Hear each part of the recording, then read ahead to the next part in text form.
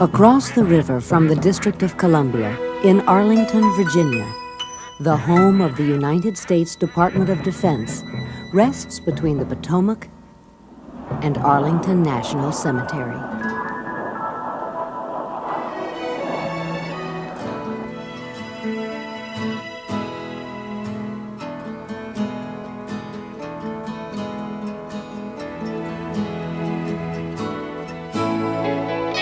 Fathered by the Second World War and named for its five-sided shape, the Pentagon emerged from the Potomac. Fill, sand, and gravel were dredged from the river bottom to shore up the foundation and help form concrete for the structure.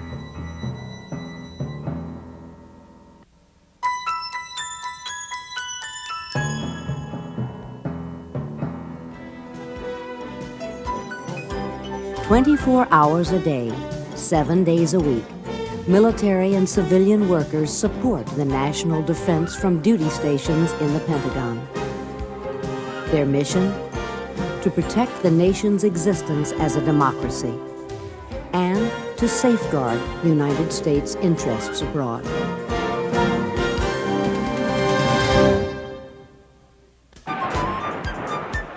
Our nation's military history began in 1775, when the 13 colonies began their struggle for independence. During George Washington's presidency, Congress established the Army's Department of War. And during the administration of John Adams, the Department of the Navy, which included the Marine Corps, was authorized.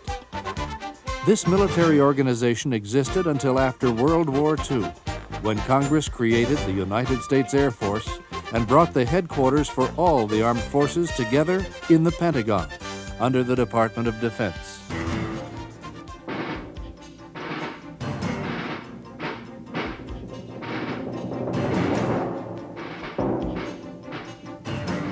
In 1939, as war hovered over Europe, about 24,000 War Department workers were in 17 buildings scattered throughout Washington. Makeshift offices hastily sprang up in temporary buildings, hotels and apartments. Lack of space and scattered work areas impaired communications, transportation, and efficiency.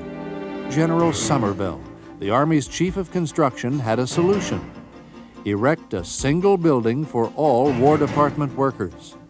High-ranking military officials agreed, among them General George C. Marshall. One Thursday in July 1941, the construction chief tasked a civilian architect and an Army engineer to prepare a plan over the weekend. I can recall very well being called in, and I was given no written instructions. He said, "Pat, we're going to build a new War Department building. I want Monday morning general perspective plans. We want 500,000 square feet ready in 6 months, and the whole thing ready in a year." Well, that was a big order, so we had a very busy weekend. By the following Monday morning, the plan was ready. The War Department's new home would be built in Virginia on government-owned property. To conform to the site, bounded by 5 roads, the new structure would have 5 sides. And to preserve the view of Washington, it would be limited to 3 stories.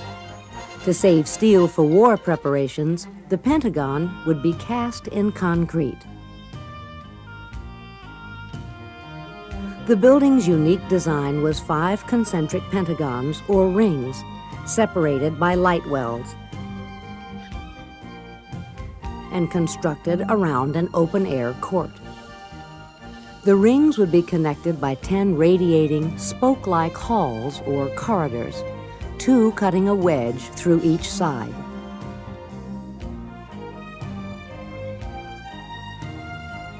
Opposition forced a site change, but the Pentagon's shape remained, and the design was changed to 5 stories.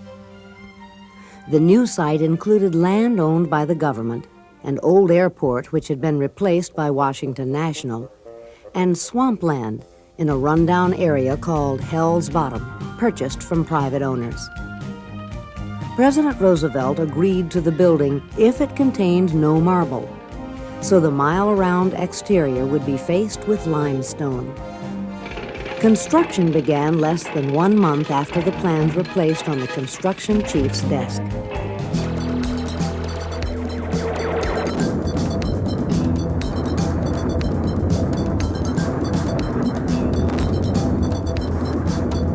When the nation entered World War II, 4,000 laborers were already at work on the War Department's new home.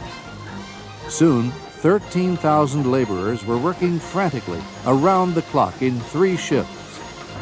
Shoring up the marshy site required massive amounts of fill from the Potomac River bottom. Tons of cement were barged up the river's boundary channel to the construction site to be mixed with the sand and gravel for casting concrete pilings for the foundation and monolithic blocks for the outer structure. The entire building was erected with concrete reinforced by steel. Soon its 5-sided shape was clearly visible. And 8 months after construction began, War Department workers moved into one side. The Pentagon was ready for total occupancy 16 months after construction began. A building of this size would normally require 4 years to complete. By any standards, the taxpayers received a bargain. The Pentagon paid for itself in rent savings alone within 8 years. It has required only a few major changes over the years. More parking, a heliport, a metro station, facilities for modern telecommunications, electronics, and data processing, and closing of underground bus and taxi lanes for improved security. Today, the Pentagon is still the largest single-structure office building in the world. Heroes have walked Pentagon corridors en route to daily tasks. To the outside world, the Pentagon may seem like the forbidding domain of generals and admirals, but the Pentagon is more like a city than a military fortress.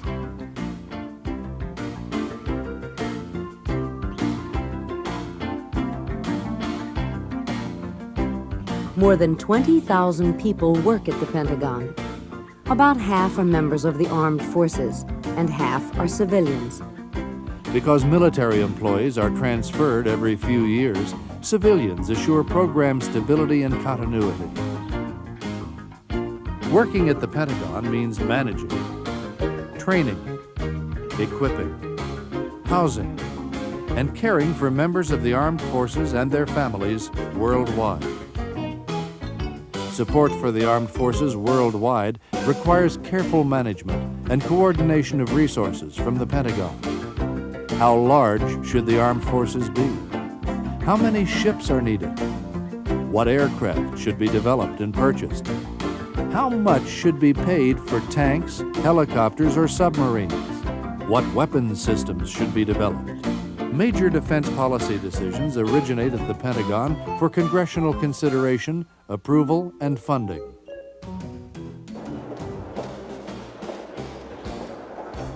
Both civilian officials and military officers implement and manage the National Defense Program. The highest-ranking executive at the Pentagon is the Secretary of Defense, a civilian. The Secretary of Defense reports directly to the President, who is the Commander-in-Chief of all the United States Armed Forces. The nation's highest-ranking military officer is the Chairman of the Joint Chiefs of Staff, who is the principal advisor to the President and the Secretary of Defense on all military matters. The Secretary of Defense and the Chairman of the Joint Chiefs of Staff confer daily at the Pentagon. The Joint Chiefs of Staff, headed by the Chairman, is composed of the Vice Chairman and the chiefs of each individual service. The service chiefs are responsible for recruiting, training, and equipping the armed forces assigned to commands around the world. The Chairman meets at least 3 times a week with the Joint Chiefs as a group in the Pentagon conference room known as the Tank. During a national emergency, Military and civilian officials direct military operations from the Pentagon's National Command Center, one of several command centers for the armed forces worldwide. The National Command Center is always manned by a general or admiral, assisted by other experts who monitor world events and respond as necessary. They operate communications networks linking the command center with the nation's armed forces throughout the nation and the world. During an international crisis, senior officials are briefed in this conference room, known popularly as the War Room. Screens display maps, data, and other information. From here, the Secretary of Defense has instant telephone access to the White House. The hotline between Washington and Moscow has a terminal in the Pentagon to avert world crises. Bob Zelnick, ABC News at the Pentagon. David Martin, CBS News, the Pentagon. Fred Francis, NBC News, the Pentagon. The Pentagon released these pictures. Most citizens know the Pentagon best from media coverage of Defense Department news.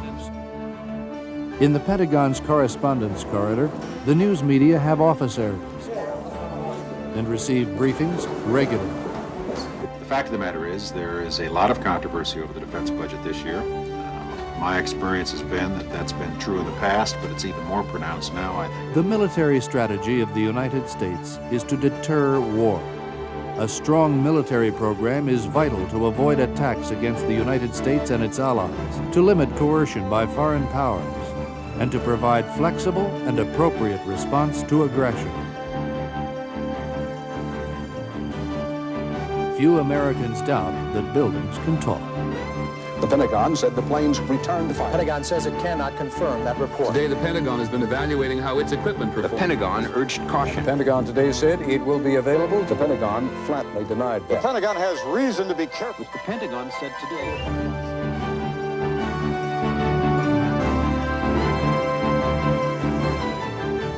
Today, the Pentagon is the personified symbol of the nation's commitment and determination to defend the highest principles of the United States Constitution, freedom and democracy.